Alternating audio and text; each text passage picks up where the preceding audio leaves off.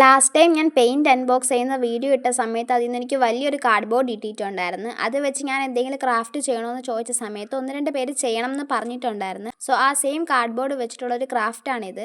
ആ കാർഡ്ബോർഡ് വെച്ചിട്ട് ഇന്നൊരു കിണറാണ് ഉണ്ടാക്കുന്നത്. സോ ആദ്യത്തെ 2 സ്റ്റെപ്പിന് ശേഷം മൂന്നാമത്തെ സ്റ്റെപ്പായിട്ട് കാർഡ്ബോർഡിൽ നിന്ന് ഇതുപോലുള്ള കുഞ്ഞു കുഞ്ഞു ട്രയാങ്കിൾ ഷേപ്പിനുള്ള സാധനങ്ങൾ കട്ട് ചെയ്തെടുത്തിട്ട് അതൊന്ന് പെയിൻറ്റ് ചെയ്തെടുക്കണം. അതുപോലെ നമ്മൾ ആദ്യം ഉണ്ടാക്കി വെച്ച സർക്കിൾ ഷേപ്പിനും ഒന്ന് പെയിൻറ്റ് ചെയ്തെടുക്കണം. പെയിൻ്റൊക്കെ നമ്മളെ ഇഷ്ടത്തിന് കൊടുക്കാം. എന്നിട്ട് നമ്മൾ പെയിൻറ്റ് ചെയ്ത് വെച്ചേക്കുന്ന കുഞ്ഞു കുഞ്ഞു റെക്റ്റാങ്കിൾ ഈ വലിയ സർക്കിളിൻ്റെ മണ്ടയിൽ ഗ്യാപ്പിട്ട് അതായത് നമ്മൾ ബ്രിക്സ് ഒക്കെ ഒട്ടിച്ച് കൊടുക്കുന്ന പോലെ ഒന്ന് വെച്ച് കൊടുക്കണം.